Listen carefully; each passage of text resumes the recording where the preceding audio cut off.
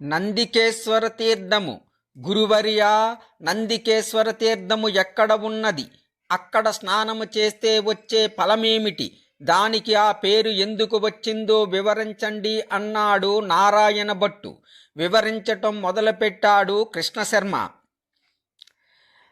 రేవా నదీ తీరములో కర్ణకి అనే గ్రామం ఉంది. ఆ ఊరిలో జ్ఞానసిద్ధుడు అనే పండితుడు ఉండేవాడు. అతని భార్య సుగుణవతి, అతని కుమారుడు కర్మసిద్ధుడు. జ్ఞానసిద్ధుడు వృద్ధుడైన తరువాత భార్యను కుమారుడికి అప్పగించి కాశీనగరానికి వెళ్ళి తనువు చాలించాడు. కొడుకు కోడలు తల్లిని అతి జాగ్రత్తగా చూచుకుంటున్నారు. సుగుణమతికి కూడా వయస్సు పైబడింది, వృద్ధాప్యం వచ్చింది. ఒకరోజు కుమారుడిని కోడలిని పిలిచి, నాయనా, ఇంతకాలము నా ఇల్లు, నా కుమారుడు, నా కోడలు, నా భర్త అంటూ వెంపర్లాడాను. పుణ్యకార్యాలు ఏమీ చెయ్యలేదు. కనీసం కాశీనగరానికి కూడా వెళ్ళలేదు. కాబట్టి నా మరణానంతరము అస్థికలు గంగలో కలుపుతానని మాటిస్తే నేను నిశ్చితముగా కన్ను మూస్తాను అన్నది. కొడుకు కోడలు తల్లి కోరిక తప్పకుండా నెరవేరుస్తామని మాటిచ్చారు. సుగుణమతి నిశ్చితముగా ప్రాణాలు వదిలి పరమేశ్వరునిలో ఐక్యమైపోయింది. శాస్త్ర ప్రకారము తల్లికి కర్మ చేసి హస్తికలు మూట కట్టుకుని కాశీనగరం బయలుదేరాడు కర్మసిద్ధుడు. అతడలా కొంత దూరం ప్రయాణము చేసి శుభాని గ్రామము చేరి అక్కడ ఒక బ్రాహ్మణుని ఇంట సంధ్యావందనాది కార్యక్రమాలు నిర్వహించి జపం చేసుకుంటున్నాడు. రాత్రి 8 గంటలయ్యింది. గ్రామాంతరము వెళ్ళిన గృహస్థు ఇంటికి తిరిగి వచ్చాడు. అతడికి ఒక ఆవు ఉన్నది. దొడ్డులో దాన్ని కట్టేశారు. యజమాని పాలు పుతకటానికి వెళ్ళి దూడను వదిలాడు. పాలు త్రాగాలనే ఉత్సాహములో దూడ ఎగురుతూ యజమాని కాలు త్రొక్కింది. దాంతో కోపం వచ్చిన యజమాని కర్ర తీసుకుని దూడను 4 బాదాడు. తరువాత పాలు పితికి మళ్ళీ దూడను వదలకుండా వెళ్ళిపోయాడు. యజమాని చేతిలో దెబ్బలు తిన్న దూడ చూస్తూ నిలబడిపోయింది. కానీ దూడకు పాలు ఇవ్వలేదని తల్లి హృదయము కొట్టుకుపోయింది. అప్పుడు తల్లి బిడ్డల మధ్య సంభాషణ ఈ రకముగా జరిగింది. దూడ, అమ్మా, ఎందుకు దుఃఖిస్తావు? పొరపాటున యజమాని కాలు తొక్కాను. అది పొరపాటని గ్రహించకుండా నన్ను కొట్టాడు. దీనికి దుఃఖించి ప్రయోజనము ఏమిటి? పూర్వజన్మలో చేసుకున్న పాపము అనుభవించాలి కదా. ఆవు, బిడ్డ, జీవులన్నీ కర్మకు అధీనములే. కర్మ ఫలాన్ని అనుభవిస్తూ జీవి విర్రవేగటము లేదా దుఃఖించటము కేవలం అజ్ఞానము. మాయామోహితిని అజ్ఞానమావరిస్తుంది. నువ్వు చేసిన చిన్న తప్పు నిన్ను కొట్టడమే కాక పాలు కూడా త్రాగనివ్వలేదు. కాబట్టి ఆ విప్రుడుకు పుత్రశోకము కలిగించాలనుకుంటున్నాను. అప్పటికీ గాని నా కసి తీరదు. దూడ, అమ్మా, పొరబడుతున్నావు. ఏ జన్మలో చేసిన పాపమో ఈ జన్మలో పశువులమై పుట్టాము. మళ్ళీ బ్రహ్మహత్యా పాతకం ఎందుకు చేస్తావు? ఆవు, బిడ్డ, ఈ మాట నాకు తెలుసు. మాయను జయించిన వాడు సాక్షాత్తు భగవానుడే అవుతాడు. బ్రాహ్మణ బాలుని చంపితే బ్రహ్మహత్యా పాతకమని కదా నీ భయం. ఏం పర్వాలేదు. బ్రహ్మహత్యా పాతకము ఒక్కటే కాదు, పంచమహాపాతకాలు చుట్టుకున్నా వదిలించుకునే మార్గం నాకు తెలుసు. రేపు ఉదయమే ఆ బాలుణ్ణి కొమ్ములతో పొడిచి చంపుతాను. అప్పుడు బ్రహ్మహత్యా పాతకం వల్ల నా శరీరమంతా నల్లగా మారిపోతుంది. తరువాత ఆ పాపాన్ని తుడిచేసుకుంటాను. మళ్ళీ నా శరీరము తెల్లగా మెరుస్తూ ఉంటుంది. వాకిట్లో అరుగు మీద కూర్చున్న కర్మసిద్ధుడు ఈ మాటలన్నీ విన్నాడు. అతడికి ఆశ్చర్యం వేసింది. బ్రహ్మహత్యా పాతకము ఎలా తొలగిపోతుంది తెలుసుకోవాలని అనుకున్నాడు. మరునాడు ఉదయాన్నే బ్రాహ్మణ బాలుడు పాలు పితకటానికి ఆవు దగ్గరకు వచ్చి కూర్చున్నాడు. వెంటనే ఆవు ఆ బాలుణ్ణి కాళ్లతో తన్ని కొమ్ములతో పొడిచి చంపేసింది. చూస్తుండగానే తన శరీరము నల్లగా మారిపోయింది. అక్కడున్న వారంతా పిల్లవాడు మరణించాడని తెలిసి ఆహాకారాలు చేస్తున్నారు. ఆవు పరిగెత్తుకుంటూ వెళ్ళి నర్మదా నదీ తీరములోని నందికేశ్వర తీర్థములో 3 సార్లు మునిగింది. అంతే, దాని శరీరము తెల్లగా మెరిసిపోతోంది. ఆశ్చర్యముగా చూస్తున్నాడు కర్మసిద్ధుడు. ఇంతలో ఒక దేవతాశ్రీ అతడికెదురుగా వచ్చి, ఎవరు నువ్వు నువ్వు అని అడిగింది. తన వృత్తాంతం చెప్పాడు కర్మసిద్ధుడు. ఈ రోజు వైశాఖ శుద్ధ సప్తమి. నీ తల్లి హస్తికలను ఈ తీర్థములో కలుపు. నేను గంగామాతను. నీ తల్లి పుణ్యలోకాలకు వెళుతుంది అన్నది. గంగాదేవి మాట ప్రకారం తల్లి హస్తికలను అక్కడ నదిలో కలిపాడు కర్మసిద్ధుడు. ఇంకా ఆశ్చర్యము, తల్లి దివ్య శరీరము ధరించి పుణ్యలోకాలకు వెళ్ళిపోయింది. ఇంతకీ ఆ తీర్థానికి నందికేశ్వర తీర్థమని పేరెందుకొచ్చిందంటే, పూర్వకాలములో ఋషికనే బ్రాహ్మణ కన్య చిన్న వయసులోనే భర్తను కోల్పోయి నర్మదా నదీ తీరములో శివలింగాన్ని ప్రతిష్ఠించి దీక్షతో అర్చన చేస్తుంది. ఆ సమయములో మూఢుడు అనే రాక్షసుడు ఆమె దీక్షకు భంగం కలిగించసాగాడు. అనేక రూపాలు ధరించి ఆమెను భయపెట్టసాగాడు. అవి భరించలేక ఆమె శంకర పాహిమాం అంటూ బిగ్గరగా అరిచింది. ఆమెను రక్షించటానికి ముందుగా నందీశ్వరుడు, తరువాత శంకరుడు, తరువాత గంగా వచ్చారు. గంగాదేవి ఆమెను చూసి నీకేమి కావాలో కోరుకో అన్నది. దానికి ఆమె, ఓ గంగా భవాని, సంవత్సరములో ఒక రోజున నేను స్నానమాడిన నదీ తీర్థములో నీవు ఉండాలి అన్నది. ఆ రోజు వైశాఖ శుద్ధ సప్తమి కాబట్టి ఆ రోజున గంగాదేవి ఆ తీర్థములో ఉంటోంది. అంతేకాదు, విప్రకాంత ఆర్తనాదం చేసేటప్పుడు ముందుగా వచ్చినవాడు నందికేశ్వరుడు కాబట్టి దానికి నందికేశ్వర తీర్థము అని పేరు వచ్చింది అంటూ వివరించాడు రత్నాకరుడు. నందీశ్వరుడు, గురుదేవా, శివుని వాహనము నంది. ఇతని తల్లిదండ్రులెవరు? ఇతని జన్మ వృత్తాంతం ఏది? మాకు తెలియచేయండి అన్నాడు కృష్ణశర్మ. చెప్పటం ప్రారంభించాడు రత్నాకరుడు. పూర్వకాలములో సాలంకాయునుడని ఒక మహర్షి ఉండేవాడు. అతని కుమారుడు శిలాధుడు. శిలాధుడికి సంతానము లేదు. సంతానం కోసం అతను చెయ్యని వ్రతం లేదు, ఆడని తీర్థం లేదు, అయినా ప్రయోజనము కలగలేదు. చివరకు విలాదుడు హిమాలయ పర్వతాలకు వెళ్ళి ఘోరమైన తపస్సు చెయ్యటం మొదలుపెట్టాడు. అలా చాలా కాలం గడిచింది. శిలాదుడు పట్టు వీడలేదు. అతని చుట్టూ పుట్టలు పెట్టినాయి. ఎట్టకాలకు అతని తపస్సుకు మెచ్చి శంకరుడు ప్రత్యక్షమై ఏం వరము కావాలో కోరుకోమన్నాడు. అప్పుడు శిలాదుడు శంకరుడికి నమస్కరించి, దేవదేవా, ఆశ్రిత వత్సల, అనాథ రక్షక, నాకు సంతానము లేదు. నా వంశము నిలబడటానికి అయోనిజుడైన కుమారుని ప్రసాదించు. అతడు వేదాంగ విదుడు, విద్వాంసుడు, సకల శాస్త్ర కోవిదుడు, గుణసంపన్నుడు, గొప్ప శివభక్తుడు, దీర్ఘాయుష్యు కలవాడు అయి ఉండాలి అన్నాడు. శిలాధుని ప్రార్థన మన్నించి ఈశ్వరుడు, నువ్వు కోరుకున్న కుమారుడు లభిస్తాడు, కానీ అల్పాయుష్కుడవుతాడు అన్నాడు. శిలాధుడు ఆశ్రమానికి తిరిగి వచ్చాడు. ఎంతకాలమైనా సంతానం కలగలేదు. ఇక లాభం లేదు అనుకుని సంతానం కోసం యాగం చెయ్యాలని సంకల్పించి యజ్ఞగుండాన్ని త్రవ్వుతున్నాడు. విచిత్రం, అందులో ఒక బాలుడు కనిపించాడు. చూడచక్కన రూపురేఖలు, అందచందాలు, శరీర సౌష్ఠవము కలిగి ముద్దులు మూటగడుతున్న బాలుని ఇంటికి పెంచుకోవటం మొదలుపెట్టాడు శిలాధుడు. ఋషి దంపతులు ఆ బాలుని అల్లారు ముద్దుగా పెంచుతున్నారు. ఒక రోజున అతడికి నామకరణం చేద్దాము అనుకున్నారు. అప్పుడు అసిరేర్వాణి, ఋషివర్య, ఈ బాలుడు మీకే కాదు, ఆది దంపతులైన పార్వతీ పరమేశ్వరులకు కూడా ఆనందం కలగచేస్తాడు. కాబట్టి ఇతడికి నందుడు అని నామకరణం చెయ్యండి అన్నది. ఆకాశవాణి చెప్పిన ప్రకారం బాలుడికి నందుడని పేరు పెట్టారు. 8వ ఏట ఉపనయనం చేశారు. విద్యాభ్యాసం కోసం గురుకులానికి పంపారు. బాలుడు ఏకసంధాగ్రాహి కావటంతో కొద్ది కాలములోనే సమస్త విద్యలు నేర్చుకున్నాడు. ఒక రోజున శిలాద దంపతులు నందుని దగ్గర కూర్చోబెట్టుకుని ఆశ్రమ ప్రాంగణములో ముచ్చలాడుతున్నారు. ఆ సమయములో సూర్యదేవుడు, వరుణుడు శిలాధుని ఆశ్రమానికి వచ్చారు. స్వాగత సత్కారాలు, కుశల ప్రశ్నలు అయిన తరువాత నందుని జాతకం చెప్పమని వారిని అడిగాడు. బాలుడు మంచి విద్వాంసుడు, గొప్ప భక్తుడు, గుణసంపన్నుడు, కానీ ఆయుష్ మాత్రం లేదు అన్నారు మిత్రావరణులు. ఆ మాట విన్న శిలాద దంపతులు చింతించటం ప్రారంభించారు.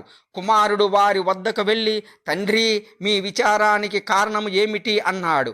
అప్పుడు నందుడు తల్లిదండ్రులతో, ఆర్య, అష్టైశ్వర్యములు, నవవిధులు, సమస్త విద్యలు ఉన్నప్పటికీ శివుని అనుగ్రహం దొరకదు. కానీ శివుని అనుగ్రహం ఉంటే అవన్నీ వస్తాయి. కాబట్టి నన్ను ఆశీర్వదించి పంపండి, శివుని అనుగ్రహం సంపాదిస్తాను అన్నాడు. తల్లిదండ్రులు ఆశీర్వాదం తీసుకుని తపోవనానికి వెళ్ళాడు నందుడు. కేదారము వెళ్ళి అక్కడ తపస్సు ప్రారంభించాడు. నందుడి తపస్సుకు మెచ్చి శివుడు ప్రత్యక్షమై, నీకు ఏం వరము కావాలో కోరుకోమన్నాడు. దానికి నందుడు, ప్రభు, నీ దర్శన భాగ్యం కలిగిన తరువాత ఇంకా కావలసినది ఏముంది? ఎల్లవేళల యందు నీ దగ్గరే ఉండేటట్లు, నీకు సేవలు చేసేటట్లుగా నన్ను అనుగ్రహించు అన్నాడు. అతడి కోరిక మన్నించాడు శివుడు. దీర్ఘాయుష్మంతుడివై మాతో పాటు ఉండు అన్నాడు. తరువాత నందుడు శివునితో కలిసి కైలాసానికి వెళ్ళి పార్వతీ పరమేశ్వరులకు సేవలు చేస్తున్నాడు. అతడి ప్రవర్తన శివుడికి బాగా నచ్చింది. ఒక శుభముహూర్తములో శివుడు త్రిలోకవాసులను పిలిచి అందరి సమక్షములో నందీశ్వరుడికి ఘనాధిపత్యమునిచ్చాడు.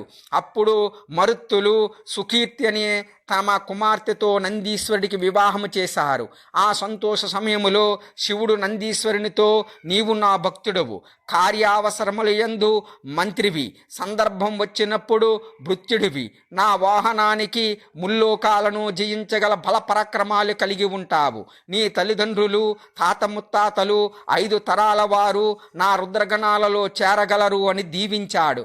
ఈ రకముగా శిలాదుడికి అయోనిజుడైన కుమారుడు శివుని వాహనమైన నందీశ్వరుడైనాడు అన్నాడు రత్నాకరుడు. కాలభైరవుడు. గురుదేవా, కాలభైరవుడు అంటే ఎవరు? అతనికి చుట్టుకున్న బ్రహ్మహత్యా పాతకము ఏ విధముగా తొలగిపోయిందో వివరించండి అన్నాడు నారాయణ భట్టు. చెప్పటం ప్రారంభించాడు రత్నాకరుడు. సృష్టి ప్రారంభములో ఒకసారి బ్రహ్మదేవుడు శివకేశవులనిద్దరినీ చూసి, నేను పరబ్రహ్మ స్వరూపుడిని, నేనే సృష్టికర్తను, మీరిద్దరూ నా ఆజ్ఞానుసారము నడుచుకోవాలి అన్నాడు. దానికి శివుడు, బ్రహ్మదేవా, నువ్వు తెలిసి మాట్లాడుతున్నావో తెలియకుండా మాట్లాడుతున్నావో నాకు అర్థం కావటం లేదు. విష్ణుమూర్తిని సృష్టించింది నేను. ఆ విష్ణువు యొక్క నాభిలోని పద్మము నుంచి నువ్వు పుట్టావు. సృష్టి కార్యములో నీకు తోడుగా ఉండటానికి సరస్వతిని సృష్టించి నీకు ఇచ్చాను. నీ మాటలు అహంకార పూరితముగా ఉన్నాయి, తమో గుణాన్ని ప్రకటిస్తున్నాయి. వేదాలన్నీ నేను సర్వేశ్వరుడును అని చెబుతుంటే నీవు ఇలా మాట్లాడటం బాగాలేదు అన్నాడు. ఆ మాటలు బ్రహ్మదేవుని తలకు ఎక్కలేదు. అప్పుడు శివుడు వేదాలను పిలిచి, ఓ వేదములారా, త్రిమూర్తులలో మీరు ఎవరిని పరబ్రహ్మగా గుర్తించి స్తుతిస్తున్నారో వివరించండి అన్నాడు. అప్పుడు వేదములు, సర్వ జగత్తుకు ఆధారమైన వాడు పరమేశ్వరుడు, పరబ్రహ్మ, ఆ శంకరుడు తప్ప వేరెవరూ కాదు అన్నది ఋగ్వేదము. యజ్ఞయాగాదులు, ధ్యానము, యోగము అన్నీ ఈశ్వరుడే అని చెప్పింది యజుర్వేదము. అన్ని కర్మలకు ప్రేరకుడు శివుడు. కర్మల యొక్క ఫలాన్ని మనకిచ్చేది శివుడు. శివుడు కానిది ఏది చతుర్దశ భువనాలలోనూ లేదు అన్నది సామవేదము. దేవతలకు, మానవులకు కూడా శాంతి సౌఖ్యాలు ప్రసాదించేవాడు శివుడు. సర్వ దుఃఖాలను పోగొట్టేవాడు శివుడు. తరింపచేసేవాడు శివుడు. అన్ని పనులు శివుని సంకల్పానుసారమే జరుగుతున్నాయి. శివనామము, శివస్వరూపము మంగళప్రదమైనవి. మంగళ రూపిణి అయిన పార్వతీదేవికి అర్ధ శరీరమిచ్చిన వాడు శివుడు. అటువంటి శివుని స్మరించడము శుభప్రదము అని అధర్వణ వేదము అన్నది. ఓంకార రూపము శివుడు. 4 వేదాలకు మూల పురుషుడు. పరపశ్యంతి మధ్యమ వైఖరిని వాగ్రూపము శివుడు.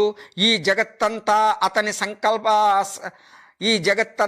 అతని సంకల్పానుసారమే పుట్టి పెరుగుతున్నది. శివనామమే జీవనాధారము, ముక్తికి మార్గము. చతుర్వేద పురుషార్థ ప్రదాత ఈశ్వరుడు తప్ప వేరు కాదు అని చెప్పాయి వేదాలు. వేదాలు ఎన్ని విధాలు చెప్పినా బ్రహ్మ వినలేదు. నేనే పరబ్రహ్మను అని మొండిగా చెప్పాడు. దాంతో శివుడికి కోపం వచ్చింది. శివుడు రౌద్రమూర్తి అయ్యి ఒక్కసారి హుంకరించాడు. ఆ ఓంకారము నుంచి భయంకరమైన రూపము కలిగిన మహాకాయము ఒకట శివుని ఎదుట నిలిచింది. అది ఆకాశమంత ఎత్తైనది. 4 చేతులున్నాయి, 3 కన్నులున్నాయి. చేతులందు శూలము, గద, ఢమరకము ఉన్నాయి. అతడు ఢమరకము మ్రోగించాడు.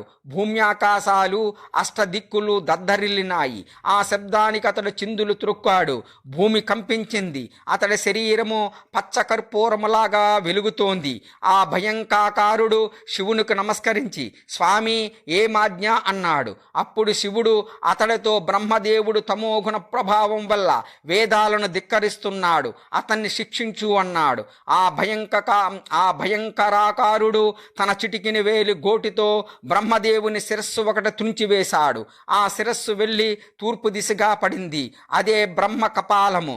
శివుని హోంకారము నుండి పుట్టిన వాని ఆకారము కడు భయంకరముగా ఉంది కాబట్టి అతనికి కాలభైరవుడు అని పేరు పెట్టాడు ఈశ్వరుడు. బ్రహ్మదేవుని గర్వం అణిగిపోయింది. అప్పుడు శివుడు కాలభైరవుని చూసి, కుమారా, బ్రహ్మశిరస్సు ఖండించావు కాబట్టి నీకు బ్రహ్మహత్యా దోషం అంటింది. ఆ పాతకము నీ వెంటే ఉంటోంది. నీవు కాపాలికా వ్రతం అవలంబించి క్షేత్రాలన్నీ సందర్శిస్తూ చివరకు కాశీపట్టణము చేరు. కాశీపట్టణం చేరగానే బ్రహ్మహత్యా పాతకము నీ కనుల ముందే భస్మమైపోతుంది. నువ్విక కాశీ క్షేత్రములో క్షేత్రపాలకుడుగా ఉంటూ నన్ను సేవించవలసింది అన్నాడు. బ్రహ్మహత్యా పాతకము వికృత రూపముతో, ఎర్రని బట్టలు ధరించి, ఎర్రని కనులతో, నిక్కబుడుచుకున్న వెంట్రుకలతో కాలభైరవుని సమీపించింది. భైరవుడు వేగముగా కదిలిపోయాడు. బ్రహ్మహత్యా పాతకము అతని వెనుకే వెళ్ళింది. ఈ రకముగా క్షేత్రాలన్నీ తిరిగి చివరకు కాశీపట్టణం చేరాడు భైరవుడు కాశీ చేరగానే బ్రహ్మహత్యా పాతకము బగ్గున మండిపోయింది. భైరవుడు గంగా స్నానము చేశాడు. అతని శరీరము ధవల కాంతులతో మిలమిలా మెరిసిపోయింది. ఆ తరువాత శివుని ఆజ్ఞ ప్రకారము కాశీ క్షేత్రపాలకుడుగా ఉంటూ భక్తులచే పూజలందుకుంటున్నాడు భైరవుడు అని కాలభైరవ వృత్తాంతాన్ని వివరించాడు రత్నాకరుడు. శరభశాలువు, గురుదేవా, శరభము అంటే 8 కాళ్ళు గల జంతువు, ఏనుగు వంటిది, సింహము కన్నా బలమైనది అని కదా. మరి ఈ శరభశాలు అంటే ఏమిటి? దాని గురించి వివరించండి అన్నాడు కృష్ణశర్మ. చెప్పటం ప్రారంభించాడు రత్నాకరుడు. కృతయుగములో కశ్యప ప్రజాపతికి ద్వితీయందు హిరణ్యాక్షులనే కుమారులు కలిగారు. వీరు చాలా బలవంతులు, మహాతపశ్శక్తి సంపన్నులు. బ్రహ్మను గూర్చి అనేక వేల సంవత్సరాలు తపస్సు చేశారు. హిరణ్యాక్షుడు భూమిని చాపగా చుట్టి సముద్రములో పారేశాడు. శ్రీహరి వరాహవతారమెత్తి భూమిని రక్షించాడు. హిరణ్యకశపుని సంహరించాడు. ఆ విషయం తెలిసిన హిరణ్యాక్షుడు బ్రహ్మను గురించి ఘోర తపస్సు చేశాడు. బ్రహ్మదేవుడు ప్రత్యక్షమై ఏం వరం కావాలో కోరుకోమన్నాడు. అందరూ దానవులులాగానే చావు లేకుండా వరం కావాలి అన్నాడు హిరణ్యకశపుడు. అది కుదరదు, పుట్టిన ప్రతి ప్రాణి మరణించి తీరాల్సిందే, ఇంకేదైనా వరమడుగు అన్నాడు బ్రహ్మ. ఆలోచించాడు దానవరాజు. అలా అయితే సరే, సృష్టికర్త, నువ్వు సృష్టించిన దేని వలన నాకు మృత్యువు రాకూడదు. పగలు గాని, రాత్రి గాని, ఇంట గాని, బయట గాని, భూమిపై గాని, ఆకాశం మీద గాని, దేవదానవుల వల్ల గాని, ఇతరుల వల్ల గాని, ఆయుధముతో గాని, ఆయుధము లేకుండా గాని నాకు మరణము రాకూడదు అన్నాడు. అలాగే అన్నాడు బ్రహ్మ. వరబలముతో గర్వించిపోయాడు హిరణ్యకశపుడు తపోవనానికి వెళ్ళేటప్పటికే అతని భార్య లీలావతి గర్భవతి. ఆమెను చెరబట్టాడు దేవేంద్రుడు. మార్గమధ్యములో నారదుడు అడ్డుపడి లీలావతిని విడిపించి ఆమెను తన ఆశ్రమానికి తీసుకుపోయాడు. ఆమె గర్భములో ఉన్న శిశువుకు అష్టాక్షరీ మంత్రాన్ని ఉపదేశించాడు. శ్రీమన్నారాయణ లీలను వినిపించాడు. ఈ రకముగా గర్భములో ఉండగానే బాలునికి యుక్తాయుక్తి విచక్షణ జ్ఞానం కలిగింది. ఆత్మ సాక్షాత్కారమయ్యింది. లీలావతి ప్రసవించింది. బాలుడికి ప్రహ్లాదుడు అని నామకరణము చేశారు. బాలుడు దినదిన ప్రవర్ధమానమవుతున్నాడు. చండామార్కుల వారి వద్దకు విద్యాభ్యాసం కోసం పంపారు. అక్కడ తోటి పిల్లలతో హరినామస్మరణ చేయించాడు ప్రహ్లాదుడు. వారందరికీ తత్వబోధ చేశాడు. ఆది మధ్యాంతరహితుడు శ్రీమన్నారాయణుడు, సృష్టి స్థితి లయ కారకుడు శ్రీమన్నారాయణుడు. ఈ జగత్తంతా అతడే నిండి ఉన్నాడు. ఈ రకముగా వైష్ణవ తత్వాన్ని బోధిస్తున్నాడు ప్రహ్లాదుడు. నాయనా, శ్రీహరి మన విరోధి. బ్రహ్మదేవుని ఆరాధించు లేదా విష్ణుమూర్తిని ఆరాధించు, అంతేకాని హరిని మాత్రం వద్దు అన్నాడు. తండ్రి వినలేదు తనయుడు. తనయుని శిక్షించాడు తండ్రి, ఫలితము లేదు. విపరీతమైన శిక్షలు వేశాడు. ఏనుగులతో త్రొక్కించాడు, నిప్పులలో పడవేయించాడు, సముద్రములో నెట్టించాడు. కానీ ప్రహ్లాదుడు మాత్రం విష్ణు భక్తి మానలేదు. చివరకు ఎక్కడ ఉన్నాడు మీ హరి అన్నాడు. తండ్రి ఒక చోట ఏమిటి తండ్రి? భూమిలో, ఆకాశం పైన, నీటిలో, నిప్పులో, అక్కడా ఇక్కడా అని ఏమిటి? ఎక్కడ పడితే అక్కడే ఉన్నాడు అన్నాడు తనయుడు. కోపం తన్నుకు వచ్చింది రాక్షసరాజుకు. అయితే ఈ స్తంభములో చూపగలవా అని అక్కడ ఉన్న స్తంభాన్ని కాలితో తన్నాడు దానవేంద్రుడు. ఆ స్తంభం విరిగిపోయింది. అందులో నుంచి బయటకు వచ్చాడు నరసింహుడు. తల మాత్రం సింహం, మిగిలిన శరీరమంతా మనిషి. హిరణ్యకశపుని మీదకు దూకి అతన్ని పట్టి వడిలో వేసుకుని గుమ్మం మీద కూర్చుని వాడి అయిన గోళ్లతో చీల్చి చంపివేశాడు. దానవేంద్రుడు కోరుకున్నట్లే అతనికి మరణం సంభవించింది. హిరణ్యకశపుని సంహరించిన తరువాత ఉగ్రంతో ఊగిపోయాడు ఉగ్ర నరసింహుడు. దేవతలంతా వచ్చి శాంతించమని వేడుకున్నారు. ప్రహ్లాదుడు ప్రార్థించాడు. లాభము లేకపోయింది. లక్ష్మీదేవి దగ్గరకు రావటానికి భయపడిపోయింది. ఇక లాభం లేదనుకుని దేవతలంతా శంకరుని ప్రార్థించారు. ఏ విధంగానైనా శ్రీహరిని శాంతింప చేయమన్నారు. ఆలోచించాడు శంకరుడు. ప్రపంచములో కొన్ని జంతువులకు జాతి వైరము ఉన్నది. అవి గుర్రము, దున్నపోతు, మేక, కోతి, పాము, గ్రద్ద, పిల్లి, ఎలుక, జింక, కుక్క, కాకి, గుడ్లగూబ. కాబట్టి మనము సింహానికి జాతి వైరమున్న శరభము రూపము పొందుదుము అన్నాడు. అనుకున్నదే తడవుగా శరభానికి తొండము శంకరుడు, వీపు బ్రహ్మ, నేత్రములు సూర్యచంద్రులు, పార్శ్వభాగము వాయుదేవుడు, గోళ్ళు మేరు పర్వతాలు. ఈ రకముగా శరభము గిర్రును తిరుగుతూ నిరుసింహునితో తలపడింది. ఈ రెండింటి మధ్యన పోరు ఘోరమయ్యింది. ఎంతకీ ఎవరూ వెనుకకు తగ్గలేదు. ఒక్క క్షణం ఆలోచించాడు హరి. ఎదురుగా తనను శాంతింపమని ప్రార్థిస్తున్న దేవతలు, ప్రహ్లాదుడు, భయకంపిత అయిన లక్ష్మీదేవి. అర్థమయ్యింది తనను శాంతింప చేయటానికి శంకరుడు చేసిన పని ఇది. విషయం తెలుసుకుని శాంతించాడు శ్రీహరి. ప్రహ్లాదుని శోణితపురానికి రాజుగా చేసి ఎవరి స్థలాలకు వారు వెళ్ళిపోయారు అన్నాడు రత్నాకరుడు. దేవతల గర్వభంగము. గురుదేవా, ఇంద్రాది దేవతలకు గర్వం ఎందుకు వచ్చింది? గర్వం ఏ రకముగా భంగమయ్యింది? మాకు వివరంగా చెప్పండి అన్నాడు నారాయణ భట్టు. చెప్పటం ప్రారంభించాడు రత్నాకరుడు. దేవదానవ సంగ్రామం అనాదిగా జరుగుతూనే ఉన్నది. ఆ యుద్ధములో ముందుగా దేవతలు ఓడిపోతున్నారు. రాక్షస చేతిలో దైవ సైన్యము నాశనమైపోతుంది. అందుకని రాక్షసుల సాయంతో క్షీరసాగర మదనం చేశారు దేవతలు. ఉచ్చైశ్వరము, ఐరావతము, కామధేనువు, కల్పవృక్షము, చివరకు అమృతము పుట్టినాయి. శ్రీహరి మోహిని రూపం ధరించి అమృతాన్ని దేవతలకు పంచాడు. ఈ రకముగా దేవతల మరణాన్ని జయించారు. ఒకసారి దేవదానవ సంగ్రామం జరిగింది. అందులో దేవతలే విజయం సాధించారు. ఈ విజయం తమ వల్లనే వచ్చిందని దేవతలలో ప్రతివారు చెప్పుకోసాగారు. వారికి అహంకారం ప్రబలిపోయింది. దేవతలకు గుణపాఠం చెప్పాలి అనుకున్నాడు పరమేశ్వర స్వరూపుడైన పరబ్రహ్మ.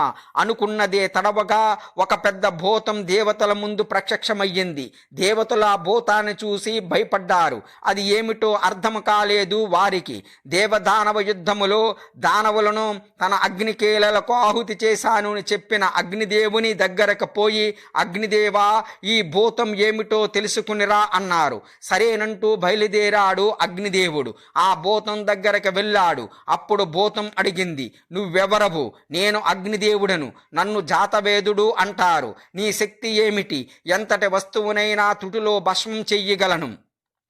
అయితే ఈ గడ్డిపోచను భస్మం చెయ్యి అంటూ ప్రక్కనున్న గడ్డిపోచను అక్కడ పెట్టింది భూతం. అగ్నిదేవుడు నిప్పులు వాన కురిపించాడు, పెద్ద పెద్ద మంటలు రేపాడు. గడ్డిపోచ కసి కందలేదు, చేసేది లేక అవమాన భారముతో వెనుదిరిగాడు అగ్నిదేవుడు. ఈసారి దేవతలు వాయుదేవుడి వద్దకు వెళ్ళారు. దేవదానవ యుద్ధములో తను గాలులు వీస్తుంటే దానవులు ఎగిరిపోయారు అని చెప్పాడు వాయువు. అందుచేత దేవతలు వాయువును సమీపించి, వాయుదేవా, నువ్వు ఆ భూతం ఏమిటో తెలుసుకునిరా అన్నారు. బయలుదేరాడు వాయుదేవుడు. భూతాన్ని సమీపించాడు. నువ్వెవరివి అని అడిగింది భూతం. నేను వాయుదేవుడను, ఆకాశములో సంచరిస్తుంటాను, నన్ను మాతరిష్యుడు అంటారు. నీ శక్తి ఏమిటి? ఎంతటి వస్తువునైనా సరే త్రుటిలో వేయగలను. అయితే ఈ గడ్డిపోచను ఎగరగొట్టు అని ఇందాకటి గడ్డి పరకనే చూపించింది భూతం. వాయుదేవుడు చండ ప్రసండమైన గాలులు వీచాడు. గడ్డిపోచ కదలలేదు. సిగ్గుతో తలదించుకుని వెళ్ళిపోయాడు వాయుదేవుడు. దేవతలు ఇంద్రుని దగ్గరకు వెళ్ళారు. ఆ భూతం ఏమిటో కనుక్కోమన్నారు. ఇంద్రుడు భూతాన్ని సమీపించాడు. నువ్వెవరవు అని అడిగింది భూతం. నేను ఇంద్రుడను, దేవతలకు రాజును. నీ శక్తి ఏమిటి? నిన్న జరిగిన యుద్ధములో రాక్షస నాశనం చేశాను. అలా అయితే ఈ గడ్డిపోచను కదుపు అంటూ అక్కడ ఉన్న గడ్డి పరకను చూపించింది. ఉఫ్ఫుమని ఊదాడు ఇంద్రుడు. గడ్డి పరక కదల్లేదు. గట్టిగా ఊదాడు. లాభం లేకపోయింది. తలెత్తి చూశాడు. అక్కడ భూతం లేదు. ఆ క్షణములో అశరీరవాణి వినిపించింది. ఇంద్రాది దేవతలారా, ఇప్పటి వరకు మీరు రాక్షసులను మీ స్వశక్తితో జయించాము అనుకుంటున్నారు. అది అబద్ధం. మీ విజయానికి కారణం పరబ్రహ్మ. ఆ పరబ్రహ్మమే ఇప్పటిదాకా మీ ముందు నిలబడి ఉన్నది. దాన్ని మీరు గుర్తించలేకపోయారు. మీ గర్వం అణచటానికే పరబ్రహ్మ అలా చేశాడు. ఇకనైనా అహంకరించకుండా బుద్ధిగా మెలగండి. ఆ మాటలు విన్న దేవతలు తమ అజ్ఞానానికి సిగ్గుపడ్డారు. ఈ విధముగా దేవతలకు గర్వభంగం జరిగింది అన్నాడు రత్నాకరుడు. పిప్పలాదుడు, గురుదేవా, పిప్పలాద మహర్షి యొక్క జన్మ వృత్తాంతాన్ని వివరించండి అన్నాడు నారాయణ భట్టు. వివరించటం ప్రారంభించాడు రత్నాకరుడు. పూర్వకాలములో విద్యాధరులకు రాజు చిత్రకేతువు. అతడు ఒకసారి శంకరుణ్ణి దర్శించాలని కైలాసానికి వెళ్ళాడు.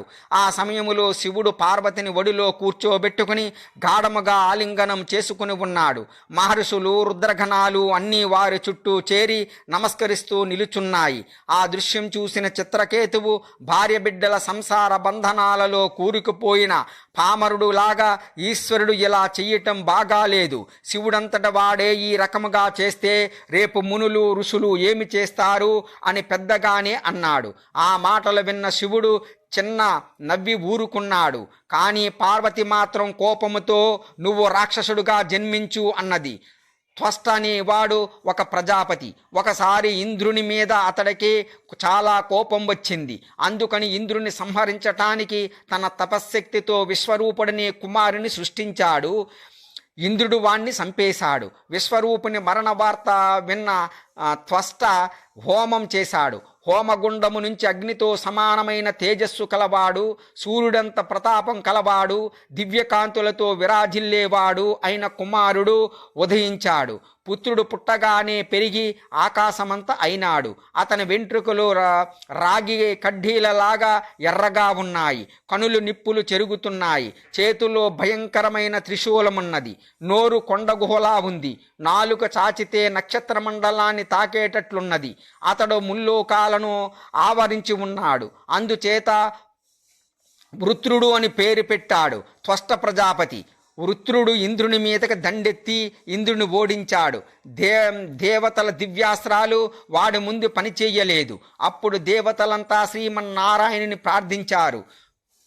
హరివారి మొర ఆలించి ప్రత్యక్షమై, వృత్రుడు మహాబలశాలి, మహిమోపేతుడు, మీ దగ్గర ఉన్న ఆయుధాల వల్ల చావడు.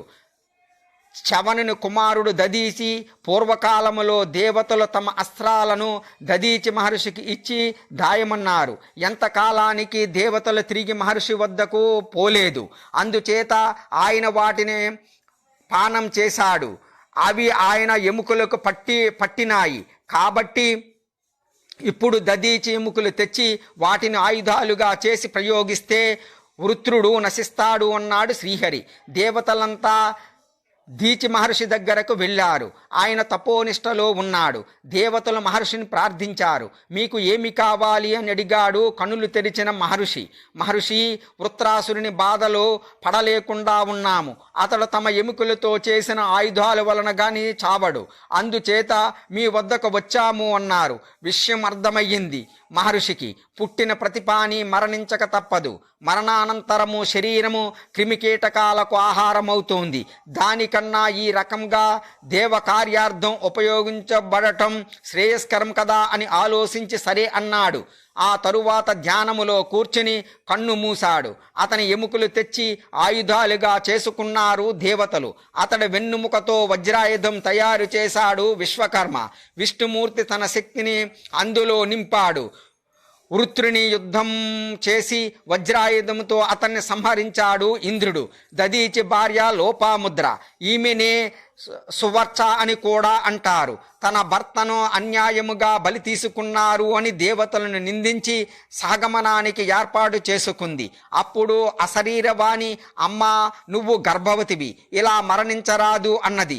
దాంతో ఆమె తన గర్భాన్ని చీల్చుకుని లోపల ఉన్న బాలుని తీసి ఆశ్రమ ప్రాంగములోని రావి చెట్టు కింద పడుకోబెట్టి తాను సహగమనం చేసింది. దేవతల ఆ బాలుని దగ్గరకు పోయి అతడికి పిప్పలాదుడు అని నామకరణం చేశారు. అతడు రుద్రావతారము తరువాత కాలములో పిప్పలాదుడు అనరణ్య మహారాజు కుమార్తెను వివాహమాడి స్వస్వరూప జ్ఞానము పొంది బ్రహ్మజ్ఞాని అని పేరు పొందాడు అంటూ పిప్పలాదుని జన్మ వృత్తాంతాన్ని వివరించాడు రత్నాకరుడు. నలదమయంతులు. గురుదేవా, ఆహుకుడు ఆహుకనే బిల్లు దంపతులు నలధమయంతులుగా జన్మించారని చెప్పగా విన్నాను. వారి వృత్తాంతము వివరించండి అన్నాడు కృష్ణశర్మ. వివరించటం మొదలుపెట్టాడు రత్నాకరుడు. పూర్వకాలములో కైలాస పర్వతానికి దగ్గరలో ఒక కేకారణ్యము ఉండేది. ఆ అరణ్యములో ఆహుకుడు అని ఒక బిల్లుడు ఉండేవాడు. అతని భార్య ఆహుకి. వారు గొప్ప శివభక్తులు. ప్రతిరోజు సూర్యోదయం కాకముందే లేచి కాలకృత్యాలు ముగించి ఈశ్వరుని అర్చించి ఆ తరువాత వేటకు వెళ్ళేవాడు ఆహుకుడు. పశుపక్షాదులను వేటాడి వాటితో పాటుగా వెదురు బియ్యము, పుట్టతేనె, కందమూలాలు దొరికినంత వరకు తీసుకొచ్చేవాడు. భర్త తెచ్చిన వాటిని వండి ముందుగా అతిథి అభాగ్యతులకు పెట్టి మిగిలిన దానిని తాము తినేవారు. ఈ రకముగా ప్రతిరోజు శివార్చన, అతిథి పూజ చేస్తూ సుఖముగా కాలం గడిపేవారు బిల్లు దంపతులు. వారి సేవలకు నియమనిష్టలకు ఆనందించిన పరమేశ్వరుడు వీరి భక్తిని పరిశీలిద్దాము అనుకుని పార్వతీదేవితో, దేవి, బిల్ల దంపతుల భక్తిని పరీక్షించాలి అనుకుంటున్నాను. అందుకోసం నేను ఒక సన్యాస రూపం ధరించి వాళ్ళ ఇంటికి వెడతాను. నువ్వు పెద్ద పులి రూపములో అక్కడకు వచ్చి ఆ బిల్లుని ప్రాణాలు తీయవలసినది అన్నాడు. సరేనంది ఆమె. ఆ రోజు సూర్యాస్తమయమైంది. మసక చీకట్లో కమ్ముతున్నాయి. ఎవరో వాకిట్లో తిరుగుతున్నట్లనిపించింది. తలుపు తీశారు బిల్ల దంపతులు. బయట ఎవరో యతీశ్వరుడు. అతన్ని లోపలకు తీసుకుపోయి కాళ్ళు కడిగి త్రాగటానికి నీరిచ్చారు. మార్గాయాసముతో ఉన్న అతడికి ఉపచారాలు చేశారు. రాత్రి అయ్యింది. యతీశ్వరుడికి తీయని ఫలాలు, వెదురు బియ్యము, పుట్టతేనె తినటానికి ఇచ్చారు. బయట అడవి మృగాల గాండ్రింపులు వినిపిస్తున్నాయి. బిల్లుని ఇల్లు చాలా చిన్నది. ఇద్దరికి మాత్రమే సరిపోతుంది. మూడో వారికి చోటు ఉండదు. ఎవరైనా లోపలికి రావాలి అంటే లోపల వారు ఒకళ్ళు బయట ఉండాలి. ఆ ఇల్లు చూసి యతీశ్వరుడు, పూజ్య దంపతులారా, చిమ్మ చీకట్లో కమ్ముకుంటున్నాయి. గడప దాటి కాలు బయట పెట్టడము ప్రమాదము అనిపిస్తుంది. మృగాలు దగ్గరలోనే తిరుగుతున్నట్లున్నాయి. ఇల్లు చూస్తే బహు చిన్నది. ఏమి చెయ్యటానికి పాలు పోవటం లేదు అన్నాడు. అప్పుడు బిల్లపత్తిని తన భర్తతో, నాథా, నువ్వు ఈ స్వామి ఇంట లోపల ఉండండి, విల్లంబులు తీసుకుని రాత్రంతా బయట కాపు కాస్తాను అన్నది. దానికి బిల్లుడు, ప్రేయసి, ఇన్నాళ్ళు ఎందుకనో జంతువులు ఎక్కువగా తిరుగుతున్నట్లున్నాయి. నువ్వు యతీశ్వరుడు లోపల ఉండండి, నేను ఆయుధము ధరించి బయట మీకు కాపలాగా ఉంటాను అన్నాడు. సరేనంది అతని భార్య. ఆహుకి ఈశ్వరుడు లోపల పడుకున్నారు. ఆహుకుడు బయట కాపలా కాస్తున్నాడు. 2 జాములు దాటింది. మృగాల అరుపులు ఎక్కువైనాయి. పెద్ద పులి ఒకటి గాండ్రిస్తూ తిరుగుతూ వీరి ఇంటి వైపే వస్తోంది. దానికి త్రుటిలో గురి తప్పిపోయింది. పులి మితిమీరిన గురి చూసి బాణం వేశాడు ఆహుకుంది. కత్తి తీసి పులిని నరకబోయాడు ఆహుకుడు. కోపంతో ఆహుకుడి మీదకి దూకేసింది. ఒక్క దెబ్బతో అతడి ప్రాణాలు గాలిలో. ఇంతలోనే పులి అతడి మీదకు దూకింది. కలిసిపోయాయి అంతా. ఒక దెబ్బతో అతడి ప్రాణాలు గాలిలో కలిసిపోయాయి. బిల్లవనిత అడవిలోని ఎండు పుల్లల ప్రోగు చేసి చితి పేర్చింది. ఆ చితికి నిప్పంటించింది. భర్తతో పాటుగా తను కూడా అగ్ని ప్రవేశం చేసి చితి పేర్చింది. ఆ చితికి నిప్పంటించి యతీశ్వరుడి వద్దకు వచ్చి